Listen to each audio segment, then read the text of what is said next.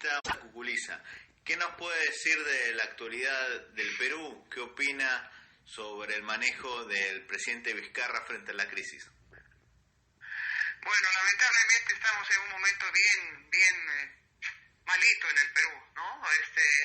Esta epidemia que nos ha agarrado, esta coronavirus es una cosa diabólica para la gente en el mundo entero.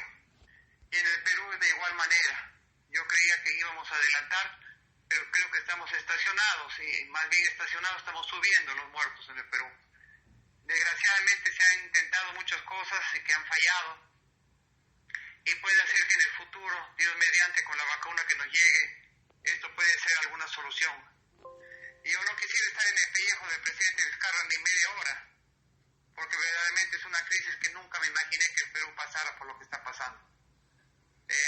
Bueno, ahora que ya el corona se ha declarado tan brutal en mi país, que la delincuencia ha subido en un extremo terrible, que ya se tiene que emplear las Fuerzas Armadas para parar la delincuencia en las calles.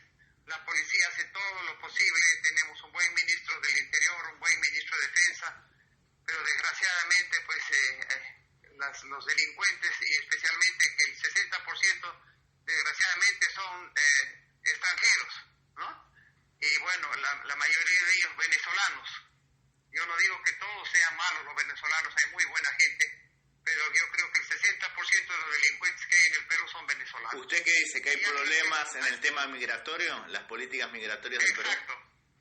Terrible, porque no se puede haber permitido la entrada de tanta persona indocumentada, tanta persona con antecedentes de criminales, rateros, asaltantes, sicarios, ¿no? Ya basta con lo que tenemos acá para que todavía vengan del extranjero a querernos rematar acá en el país.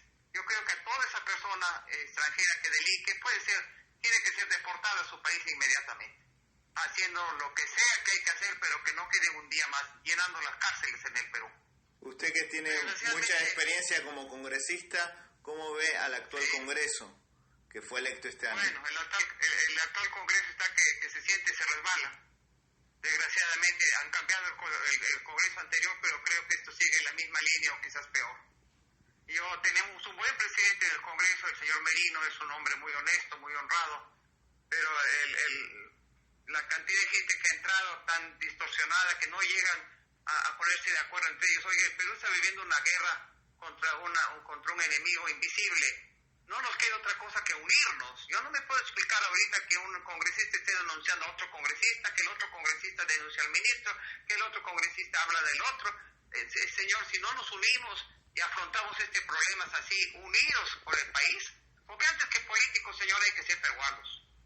Decididamente, primero piensa en tu patria y después en tu política. La política déjala de lado, que sirve solamente para discusiones, denuncias, agravios, etcétera, etcétera. No es el momento de pelear entre los peruanos, es el momento de unirnos y sacar esta patria adelante. Ayúdense entre ustedes. Yo no me puedo explicar. Yo estuve en un congreso verdaderamente que lo recuerdo con mucho afecto. Estuve 10 años de congresista, casi 2. ¿Cuánto para fregar a otro? Nunca, ¿no? Entonces eso hay que pensar antes de fregar a otra persona. Porque uno no puede vivir odiando, ni con rencillas, ni con odios, ni con revanchas, ni con casos que tú me hiciste esto, yo te hago lo otro. Así no se avanza. ¿Le gustaría volver al Congreso el próximo año?